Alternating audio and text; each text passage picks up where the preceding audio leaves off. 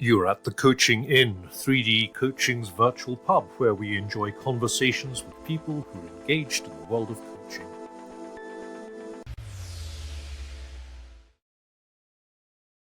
Hello and welcome to this week's edition of the Coaching Inn, where I'm in conversation with Yannick Jacob, who I last spoke to properly before lockdown, I think, or certainly in a lockdown. It's been a long time since we spoke, well overdue. Yannick, welcome to the Coaching Inn. It's a real honor. You're doing such exciting things, and what a huge audience of coaches. So I hope people can take a few nuggets from this one.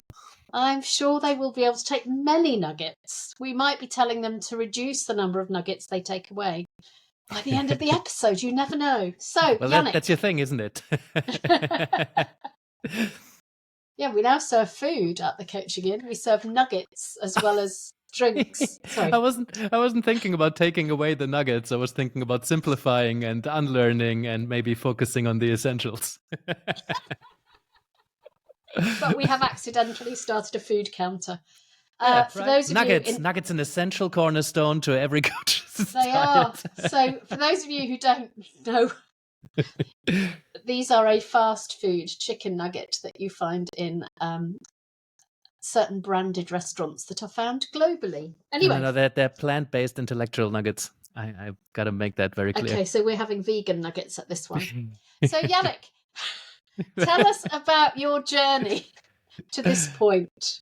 What brought you into coaching? What brought you into the work you're doing now? Yeah, wow. That's a very complex question. I'm going to try to keep it as short as possible.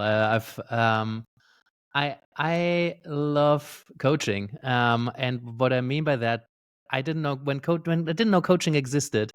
What I knew is that I want a lot of novelty in my life, and that I like to have deep, meaningful conversations.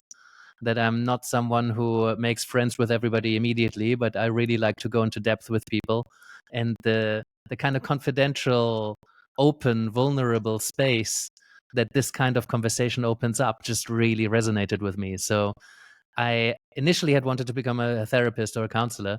And then I had kind of fallen into positive psychology, which is the scientific study, what's right with people, building on strengths, resources, very exciting new science at the time. And then I found out that coaching exists because that science really feeds coaches. And then I just immediately resonated so strongly with it. And then I kind of branched out of positive psychology a little bit into this whole existential landscape that I've kind of found my home in, because it felt like a really solid yet very flexible way to make sense of my relationship with myself, with other people, and with the world. And everybody who I talk to gets the human experience, right? And it's full of paradox and dilemma and freedom and choice and absurdity and challenges around authenticity and how to make best use of our time. So within that, I found a way to integrate all of these amazing bits that so many different psychological coaching lenses open up. And then I just really leaned into coaching and helping coaches be better coaches, how to help myself be a better coach, help people deal with really big questions. And I'm quite big picture, and I like to help or make people think. So I really enjoy holding space to allow making connections between the big philosophical questions that are always underneath the surface and what people bring in commonly into coaching rooms. Yeah. So if you could describe existential coaching in a nugget, we're going back in a vegan nugget. Yeah, bite-sized. It's difficult to capture something as big in a bite-sized, right? I've just come out actually of 4 days having my head down to write a new book chapter on the topic. So nice. It's a good time to ask the question because it's all very fresh in my mind. And the conclusion is, it depends who you ask. And the simple answer is, it's an approach to coaching that's rooted in philosophy. And the kind of philosophy that helps us to make sense of what it means to be human. Right? What is existence? What does it mean to be human in the world with other people? And some of these challenges, these inevitable anxieties that we carry around as humans, these tensions, these dilemmas, it's hard. It takes courage to be human and to be authentic and to take a good look at yourself and the world and just, navigate that instead of running to the simple answers or suppressing things, lying to yourself, selective attention, consciously or unconsciously. It takes guts to have your eyes wide open, right? So that's what existential coaches, that's how they relate to the practice, right? To hold a space where people can make sense of their relationships with it and not necessarily have a philosophical conversation in the coaching room, but to be curious about what the philosophy invites us to pay attention to. So there's an invitation to a bigger space? Yeah, most certainly. Bigger, deeper, higher. I mean, depends how you relate to that sort of thing. But it Wider. opens different kinds of doors than the traditional performance-oriented work. Yeah. I've been thinking a bit, quite a lot actually, over the last few weeks about that phrase that people say that you can't take someone further in coaching than you've been yourself. And I'm just interested what you think about that. And then I'm also interested about what happens if you shift that to depth rather than work. I have a lot of thoughts about that. Far away. Yeah, so when it really came very front of mind was when I started exploring the intersection between coaching and psychedelics. Because at some point, what was it, 2016, there was some pretty mind-blowing research coming out. Without getting into the whole story of it, it's really shifted a lot for people that hadn't responded to any therapy, really suffered greatly from what they called resistant treatment depression.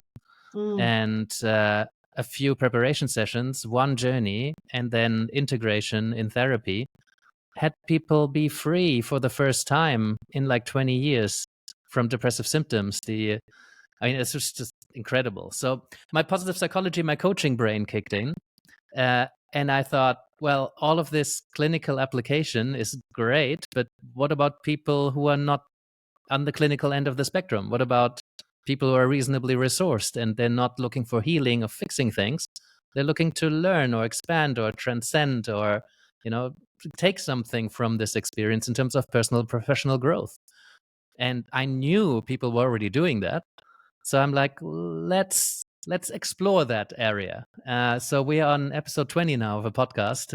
We published a paper in August. There was a lot of things happening. And one thing I've heard a lot from people who came onto the podcast, particularly when I asked them, what do coaches need to know who get into this sort of thing? And they almost all said, you need to have a lot of your own experience, And I'm coming from an existential phenomenological approach, which means I try to not know while I'm tuning in with someone. And I know you're quite aligned with that, right? This relating to someone in a state of not knowing and then holding space for someone to make sense. I don't need to know. I can't know anything about your experience because it's your experience. And if I have a very similar experience, it's actually harder to do that. So I get that it's much easier to connect with someone if there is an illusion of you knowing what they're talking about, right? If you've gone there, you've been there, you've done that, you understand where they're coming from, you've gone through a divorce, they're going through a divorce, you lost a loved one, they lost a loved one, whatever it might be where you think you've gone there before.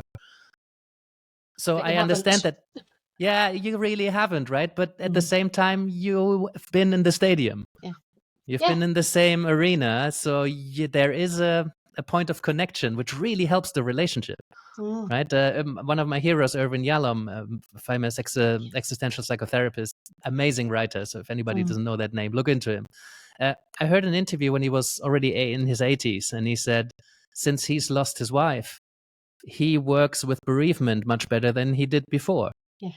And that really surprised me because for me, he was always such a phenomenological therapist and somebody who, to then say, it really helped me to have been there and done that and gone through it. I think it helps in terms of holding space for somebody at depth with a certain confidence. If you've, for example, a colleague of mine, like he faced death several times. He was like almost gone.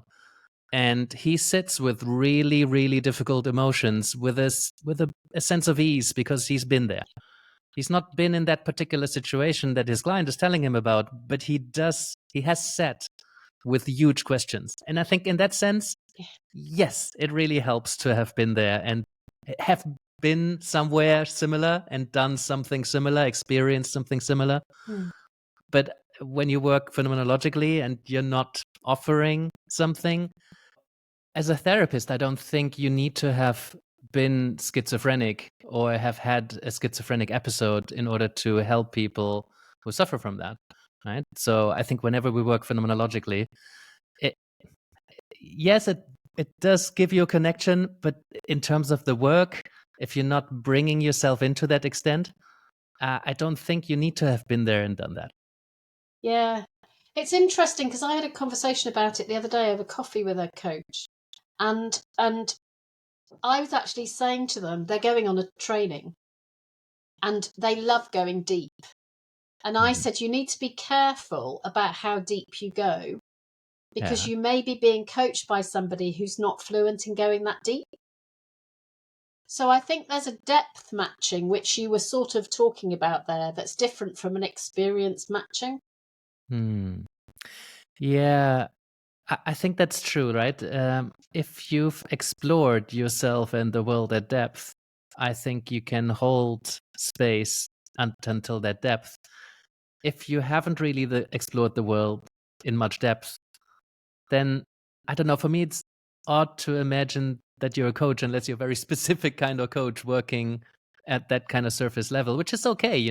That's why we have trainings that teach you coaching skills in a weekend or two, and then you can offer some value, right? So I think there's something about that depth matching, I think you called it. I quite like that terminology. Yeah. Because what I was saying to him was, you need to be, this is a metaphor. I just said you need to be really careful about how much you take your clothes off before you discover that your coach didn't. Right. Yeah, I don't know. Because the most practitioners in therapy, and I think a lot of people who come into coaching at first, they have this protective layer of not revealing who they are, keeping all their clothes on, right? And all tightly zipped up, putting on the mask of the coach, perhaps even, or the uniform, and to some extent that's helpful if we, for example, work with what people projecting into us. And many coaching schools teach you not to give your own opinions, experience, like don't show up as a person, basically. But then really it's a relational practice. Or is it, right? There's some people out there listening who might say, no, you apply methodologies and you offer a structure and a process for people to do better thinking, and it works, right? But I think the real, I don't know, real doesn't feel right, but like the work that I love doing, the stuff that really shifts paradigms, that tends to happen within a relationship. And we have a lot of research out there that shows that having that relationship as a central piece to the coaching relationship, to the coaching work, is a really powerful thing. So yes, I get that there's value in showing up as a coach and not as a person and all zipped up. It feels a bit odd for someone to sit there naked in front of you when you're still very protected, but you can still be helping them. Yeah. But then, is it helpful to have a coach who's fully naked in that metaphorical sense? Because I also seen that in supervision, that some coaches have brought themselves in so much and perhaps a bit early that now it's kind of a little bit about them. So it's a tricky balance to navigate, huh? Yeah, it reminds me of that T.S. Eliot piece from, can't remember which poem, where he said, at the still point of the turning world, neither from nor towards. And that's about, don't be so far back with your coat zipped up, but also don't be so far in with all your clothes off. Be in that in-between space. Yeah, partnering, right? Yeah. Partnering, there's a sense of equality in that partnership. And while you don't have to match every single factor of coaching to be really equal in that eye level, I think there's something around showing up with the same, like in the same arena, right? At the same level. Yeah. And we're talking, aren't we, I think, about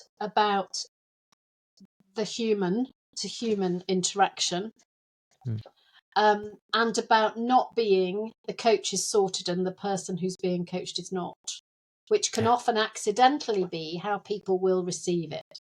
Yeah, and it's built into one of Carl Rogers' core conditions that, the client is in the state of incongruence and the practitioner has to be in a state of congruence. And, well, what does that actually mean, right? You could use that to say, oh, like all coaches need to have all their ducks in a row. But then it's mismatching, right? I often find that a connection is much stronger when the client realizes that this is also just a person. This is not this perfect coach human being. Yeah. But then how much of that do you reveal? How do you think about that? Because there's this a whole thing in NLP that you need to match your client, right? To build rapport, that you're kind of meeting them where they are. And it's not just an NLP thing, right? It's what we just talked about. When somebody comes in quite considerate and slow, you, even if you felt quite energized, maybe just go with them and speak their language before you open that up. But then you could argue that that's kind of inauthentic. If I'm feeling really bubbly and energetic, regardless of the energy that my person has that comes to me, I'm just going to show up as myself. Do you think there's value in matching, even though that's kind of like putting yourself in a mood that you hadn't been in? I Does it think still feel that's why they authentic? call it a dance, isn't it? Because for me, it's about coming together and moving apart, and coming together and moving apart as we're working and thinking about this, whatever the stuff together. And there's something about how vulnerable do I need to be in order to make this safe space for you. And it's not for me to be so far back that you feel completely on your own. Yeah. I laugh to myself sometimes when I'm listening to coaching recordings or hearing coaches talk about coaching, is that some practitioners feel as though they're really distant away from the thinker, that there's a huge divide between them. And then some feel that they're so close, it almost feels like they're sitting on their knee and embracing them. And there's something about distance that really, really matters in our work. And we can't predict what that distance needs to be, can we? We have to move it. Yeah. My God, I heard a hilarious story from one of my students who's also a therapist. She went to a therapist, a new therapist that she wanted to work with. And that person was so adamant about keeping a very precise distance that when she kind of moved around in her chair and moved like an inch closer, she said, "Stop!" And, well, suffice to say, that was the last time they saw each other. But, there is a distance that people are comfortable with. And that's not something you put into your pre-consultation questionnaire. No, and that's to do with the work, but it's also to do with personal space. Yeah. I know someone who's, they're not alive anymore, so they won't be listening to this and no one else will know who they are. But I used to meet this person socially and their understanding of distance was different from mine. And they would move towards me and I'd move away and they'd follow me. Somebody's fallen off a cliff or like a veranda in an Argentinian golf club once because of this. And I'm completely freaked out. And I'm going, I can't function because you're too close. And every time I move away, you follow me. And in the end, I just thought, I don't want to be with this. It wasn't a professional relationship. It was someone they were an acquaintance and then they weren't, because I couldn't be in dialogue with them because I felt so overwhelmed by them being too close to me. Yeah. I wonder if that translates to Zoom, right? Because I've noticed people have like different camera sets up. Colleague of mine told me about the California stare. It's like, oh, that's a new one to me. There's also the newsreader position. I'm usually quite leaned in, right? If I lean out, like I feel kind of disconnected. And I've always wondered how that may or may not translate to But people's then there's a experience of you. really close to the camera. Sometimes I will say to people, it feels like it might be useful for us to have a bit of a distance on this. Are you okay to move back a bit? And then I'll move back. Oh yeah. And they'll move back, and then we've mutually agreed that level of space. Yeah. But I So it think does distance translate. on Zoom I think it's really interesting. I think there's a lot that works or doesn't work. Yeah. I always wondered about eye contact, and I'm still waiting for the student to maybe do some research on this, because it's quite easy to test, right? In the beginning of the pandemic, I spent so much time thinking and experimenting with a setup where I did this filming project, and somebody gave me a teleprompter. And for the first time, I read from a teleprompter, and I realized, oh, it's basically just a mirror, and you could put anything underneath. It's not this sophisticated setup with, you can just put like an iPad or a tablet underneath and then use it as a second screen. So I'm like, oh, I just have my Zoom window in front of the teleprompter, and then nobody's ever noticed unless I commented on it. Yeah. Right now I'm looking in the camera. Now I'm looking at you, and I think people just got used to that. But I still feel it's got to do something if somebody makes like eye contact. And if you can test this pretty easily, if you just measure how related somebody feels or how engaged somebody feels with a speaker, and you do an experimental study where somebody makes eye contact and another speaker doesn't, or you have the same speaker deliver the same talk with two different, Nice. So, I still feel it's got to do something, and I'm waiting for the laptop where the camera sits behind the actual screen. There's a camera that you can get that drops down, doesn't it? So that it looks like you're making eye but contact. it's a bit odd. I bought these camera modules that are like replacement parts basically, and they just have a little USB cable, but they're mostly like really terrible fisheye cameras, and it just wasn't quite there. But I figured, like, in a police interrogation room, when you have these one-sided mirrors, that's got to be close as a screen for a laptop. I feel it must already exist. Why isn't that on the market? Although I had a whole conversation with someone about eye contact today, and what was interesting was that they were looking at the camera. Mm-hmm. But by looking at the camera, they couldn't see the response of the person that they were working with. So it was actually having the opposite effect to the effect that they hoped it was having, because it turned into although the person received that they were being looked at eye to eye, the relationship wasn't there. Yeah, exactly. Right now, I'm looking at the camera to make eye contact, but then I only see you peripherally. Yeah, exactly. Right? So I'm looking at my camera. Yeah. But I can only see your general movement. Yeah, right. So that's why I still love working with my teleprompter setup. The picture's a little bit more blurry, which I don't like, because I didn't want to spend like a humongous amount on like a TV proper thing. But like I still really like that. I haven't set it up for this one. But like now, then you can actually look at the person and make eye contact. And but clients haven't responded to that in any noticeable way for me. No, I wonder whether it makes a difference, because I think that there's something about when we're used to working on Zoom, we're used to managing the eye contact as it is, rather than expecting it to be the same as it was, or as it is when we're in real life in person. It's interesting. Yeah, because it's weird if somebody looks into your eyes during a normal conversation constantly. Like if we're in conversation, we look around, right? My coaching chairs, they don't immediately face each other. They face kind of outward, or we're just interpreting way too much into it, and really. Yeah, who knows? One of the things I like about Zoom and eye contact is that I can keep full eye contact with the person that I'm working with without them feeling that I'm staring them out. So for me, I get more data than I would face to face, because it's less uncomfortable. Yeah. I quite like it when there's some camera issue with my client and we just decided to take it audio. Yeah. Because done a fair bit of coaching on the phone, but it just kind of stopped since everybody's so familiar with video calls.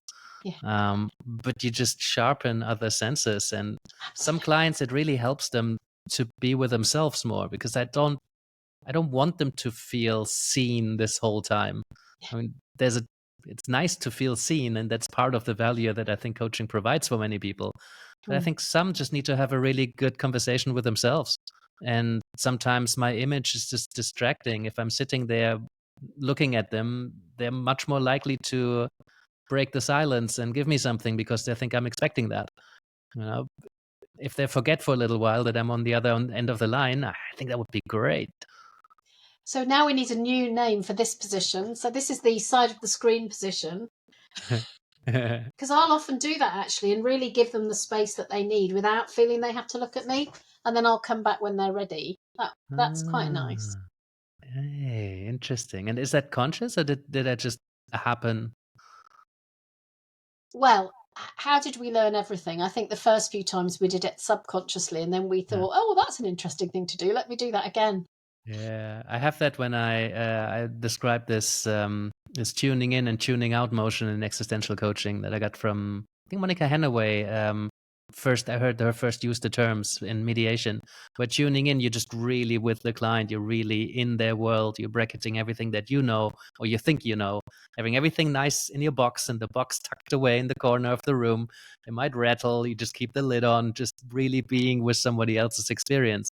And then at some point, just almost physically tune out, and not tune out as in the common sense understanding, but this leaning back, this allowing your box to open and your resources to flow out. And do I have an experience or a story or a tool or a line of inquiry or a methodology or a powerful question I've read somewhere? Is there something from my own experience that I can tap into that might be really helpful in this? Yeah, and this, to embody this tuning in back and forth, is quite helpful. Or More indeed, difficult what with do I microphones see? involved. Yeah. What do I see from a distance? Or what do you see from a distance that you didn't see when we were face to face? Can I go back to the audio question? Yeah. Do you close your eyes when you're working at audio only, or do you have them open? I have them open. Yeah. I occasionally close my eyes. When do I do that? In moments when I feel I really want to get into something and not have any sort of distraction through that sense. But I usually have my eyes open. Often I stand up, I found. And yeah, just kind of walk around a little bit. I close my eyes unless I'm outside. And because it helps me to see. Right, yeah. Yeah, that makes perfect sense, right? You take that sense away that you no longer need to focus more of your mental energy on where the information is coming from. Yeah. But what we're talking about is how much focus is enough, isn't it? And how much is too much. Yeah, well, people talk about presence in a way that's often, I think, misleading, because so many coaches seem to understand presence as giving somebody else 100% of your presence, when it really incorporates so much more than just noticing what the other person is doing, saying, how they're moving, sounding. It also includes you and what's going on for you in this relationship, because you're part of that space. And it also includes what happened in the past and what they desire for the future. So there's 100, like, presence is so much more than what it's made out to be. So yeah. Because it's the being together. Yeah, and the less information you have, the more you can be present with the information that you're getting. We did a great game on our presence course last week where we use an improv teacher to help us get better at presence. And he got us just to stand in a line and look at the people on the other side. This was in person, and look at people on the other side of the room and just connect. It was fascinating, absolutely fascinating. How far were you apart? 3 meters. Oh, right, okay. So you could still see a lot. Yeah. And what was it like to connect at a distance? Well, I'm assuming you're not talking at that point. No talking. Yeah. Well, what's interesting is that you go between discomfort and comfort. Mm-hmm. And part of that, I think, we were in the debrief was, what am I supposed to be doing? Yeah. You're not supposed to be doing anything. You're just supposed to be being there. Yeah. Same with meditation exercises, right? Where, Yeah. oh no, give me some guidance. I need purpose. I need to know what to do. I need clear instructions. Tell me how to do this, and I'll do it well.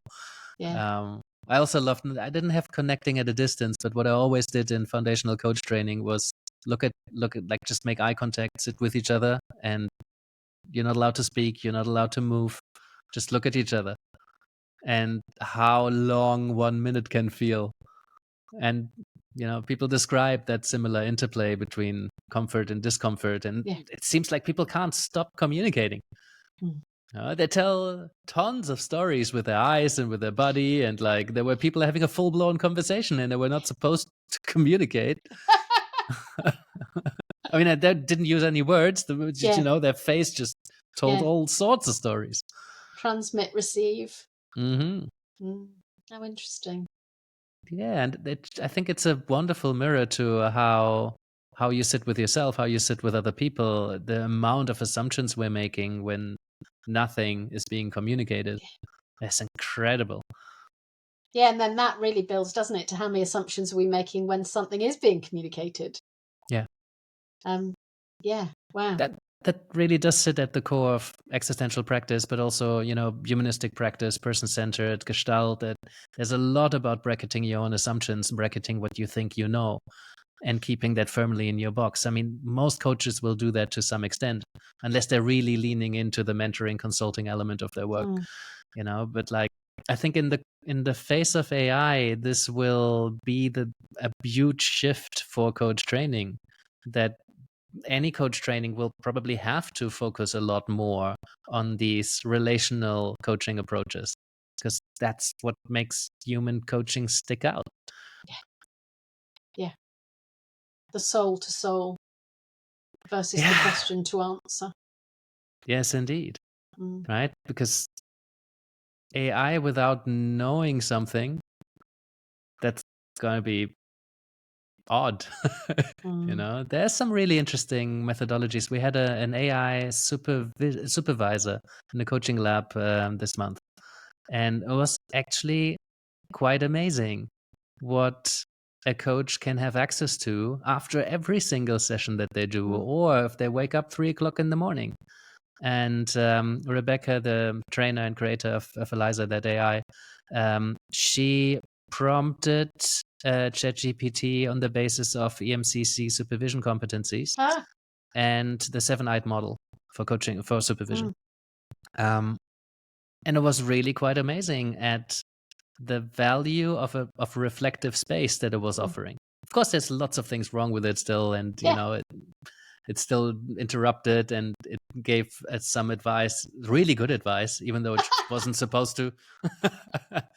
But hey, shall we brainstorm? I'm like, brainstorm with an AI is quite the storm. Obviously, the human had no turn in this, but it spit out within a couple of seconds like 10 really relevant points of inquiry with an example of how it could be phrased from a coaching end. And this was a very experienced coach working with a CEO client, and he said that was, was a bit of a storm at me rather than storming together, which, is that really supervision? No, obviously not. But many coaches look to their supervisor also for guidance.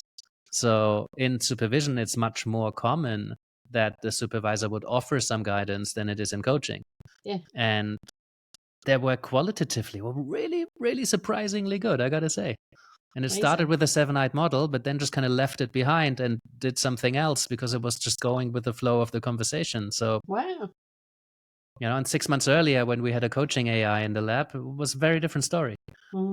So this will be something for especially new coaches, not very experienced coaches who are still following methodologies and not quite leaning into the relational space and the human element. That will be an issue.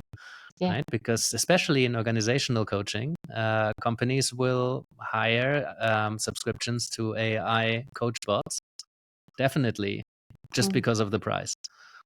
So C-suite will always get the human touch, but if you're an ACC or working towards it, you've got some work to do in order to stay relevant. And that's people were concerned about, is it going to replace coaches? No, it's not going to replace coaches, but the coaches who follow strict methodologies and work to apply a process, that will probably be done better by an AI. If we not have now, to learn then the soon. art Yes, indeed. early. Yeah. Where are you on your thinking around AI? Have you had any run-ins with it? I agree with you. I think that we need to be in the art of coaching, because if we're in a transactional way of asking question answer. So I think some of the things that are unique about the human are, as you say, the human to human connection, but also timing, being dissonant, disturbing the flow. You talked earlier about matching, but sometimes dissonance is the thing that unlocks things. Yeah. So unpredictability. Yeah.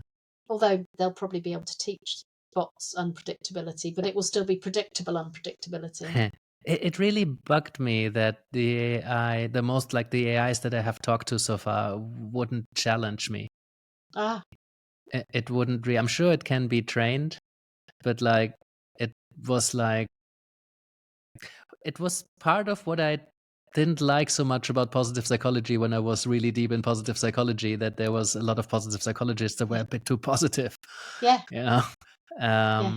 And I really personally need someone to call me out when there's a logical fallacy, or when something doesn't make sense, or when I say something now and I said something different yesterday or the week before, last month, or something doesn't quite add up, or somebody gets a sense that I remember one of my very first coach, at some point he leaned back and he said, "Yannick, I hear the words that you're saying, but I somehow just don't believe you." And then he leaned back and I was like, and then I realized that there's actually something to that. And it came from a sense, right? Yeah. It was a sense that was boldly shared. And it really allowed me to see that I had been fabricating a story to some extent. And we had asked a question and I gave him the story, and I had repeated it so often it was mine. And sharing that kind of sense, that's something that AI is. I mean, I can't see how that would work. Yeah. But then things that are unimaginable become a reality, like what, 10, 15 years from now is like 30, 40 years in the future, in the past, this exponential development. If you think 50 years in the future, that's like 200 years ago. That means no cars. And can you imagine cars when there's no cars? Can you imagine Tesla self-driving person sitting there chatting to their family on Zoom that are all over the world? Can you imagine that 200 years ago? I don't think you can imagine that. No. So what can we not imagine right now that coaches will be doing in just 15, 20 years' time? That's mind-boggling to me. We were doing a quiz in the newspaper on Saturday, and it said, when was the internet invented? And to think now that, it's less than 30 years ago, isn't it? I think. 30 years, it was like late 80s, the first connection of servers came together, no? Yeah. But I can remember when my kids were born, I didn't even have a mobile phone. Oh yeah, I had my first mobile phone when I was like 15, I think. People were playing Snake. Started texting Snake. Under the table. And I'm like, ooh, so cool, you can text under the table. Yeah. So as we begin to round up, Yannick, I have a question, which is, how do you describe yourself to people who come to you for coaching who don't know what existential means? Yeah, it really depends who's asking, right? If I would just put a general thing out, I would probably say something along the lines that I said in the beginning, even though it comes out differently each time. But I try to relate what I do in relation to who I've been talking to. Because if you listen first, then all the doors are open. You can speak their language. I might use a metaphor of something that they're into. If I know what they're passionate about and they know quite a lot, I can run with that. I can, make it understandable in a way that is most likely to reach them. Yeah. So, That's a beautifully round the edge answer. can give you a few versions. So, Yannick, if people want to pick up this conversation with you, how do they contact you? Yeah, for coaches, probably the best is rocketsupervision.com. That's my website for coaches. There are tons of resources on there. We just released a big starter kit for coaches, which I'd love to spread the word around, because my my business partner had asked me for a few lead magnets to grow the email list, and I had given her an entire encyclopedia of everything I've ever created for new coaches. And that caused some internal friction and a lot of work. But in the end, I kind of put my foot down and I said, hey, this is kind of legacy kind of stuff. We have like 40, 50 episodes of our podcast that are directly related to questions that I often hear coaches asking. There's all these nuggets that I wrote and all of these resources, models, and blog posts, and like just have a little browse. It's an extensive set for people who are feeling new to this. Okay. That's on there. Otherwise, rocketsupervision.com. Exactly. Otherwise, we're on the coaching lab. Okay. Once a month, gocoachinglab.com, where you can just see coaching demos. I felt it was important, and you might have seen that too, that it's rare that you get a good demo of a real session with proper critical analysis afterwards. Now there's a bunch on YouTube, but it's still, usually you don't really get the good stuff afterwards. It's just like somebody trying to look good. So I wanted to change that. We now have a vault of over 50 sessions where we have 45 minutes of demo, 45 minutes of conversations. And then we give people a chance to practice. And obviously, existential.coach is where my private practice is. Okay. The big questions. Fantastic. Well, Yannick, thank you for coming to the Coaching In. Yes, it's been my pleasure. Indeed. And for bringing nuggets.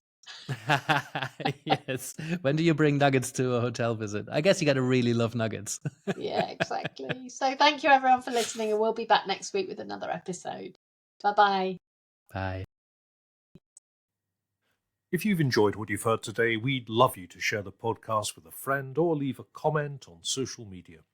And if you'd like to become a regular at the Coaching In, you can subscribe on Podbean and all major podcast channels. We look forward to welcoming you next time. You've been listening to The Coaching In, 3D Coaching's virtual pub. For more information, check out 3dcoaching.com.